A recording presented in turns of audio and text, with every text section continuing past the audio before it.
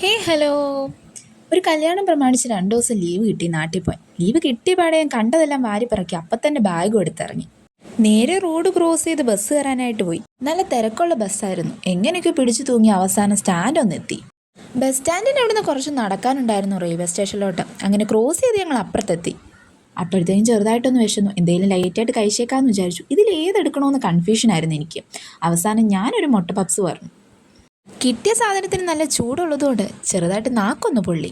അതും കഴിച്ച് നേരെ ഞങ്ങൾ റെയിൽവേ സ്റ്റേഷനിലോട്ട്. അവിടെ ചെന്നപ്പോൾ കുറച്ച് തിരക്കുണ്ടായിരുന്നു. എങ്ങനെയൊക്കെയോ ടിക്കറ്റ് എടുത്തു. അതും എടുത്ത് നേരെ പ്ലാറ്റ്ഫോമിലോട്ട് പോയി. അപ്പോഴാണ് അറിഞ്ഞത് ട്രെയിൻ 1 മണിക്കൂർ ലേറ്റ് ആണെന്ന്. വെറുതെ ഓടിപ്പിടിച്ചു വന്നു.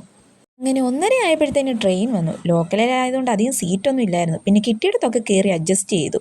അപ്പോഴാണ് എൻ്റെ ഓപ്പോസിറ്റ് സൈഡിൽ ഇരിക്കുന്ന ഒരു കുഞ്ഞിനെ കണ്ടത്. ഞാൻ ചുമ്മാ ഒന്ന് ചിരിച്ചു. അവൻ എന്നെ ഒന്ന് നോക്കി പേടിപ്പിച്ചു. എന്നെ കണ്ടിട്ട് ഒരു ഭീകരിയായിട്ട് തോന്നിക്കാണും. പിന്നെ ഞാൻ പുറത്തെ കാഴ്ചയൊക്കെ കണ്ട് അങ്ങനെ ഇരുന്നു. അപ്പോഴാണ് വിശപ്പിൻ്റെ വിളി വന്നത്. അപ്പേപ്പരും ബിസ്ക്കറ്റും കൂടി പൊട്ടിച്ച് കഴിച്ചു.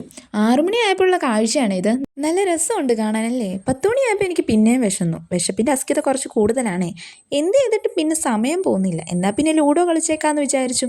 2 മണിയായപ്പോൾ എറണാകുളം എത്തി. അപ്പം മനസ്സിനൊരു സമാധാനം. കുറച്ചുകൂടെ കഴിയുമ്പോൾ വീട്ടിലെത്തുമല്ലോ. അങ്ങനെ 3 മണി ആയപ്പോഴത്തേന് കോട്ടയം എത്തി. അവർ രണ്ടും ബായൊക്കെ പറഞ്ഞിറങ്ങി. അടുത്ത ഇനി എൻ്റെ സ്റ്റോപ്പാണേ. 3:30 കഴിഞ്ഞപ്പോൾ ഞാൻ തിരുവല്ലയിലെത്തി. അവിടെ ഇറങ്ങിയപ്പോൾ ദേ നല്ല മഴ. പിന്നെ എങ്ങനെയൊക്കെയോ പുറത്തെത്തി. കറക്റ്റ് ടൈമിന് പപ്പ വിളിക്കാൻ വന്നു. അപ്പോഴും ചെറുതായിട്ട് മഴ ഉണ്ടായിരുന്നേ. ഒരു 10 മിനിറ്റ് കൂടെ കഴിഞ്ഞാൽ വീട്ടിലെത്തുന്ന സന്തോഷത്തിലാണ് ഞാൻ.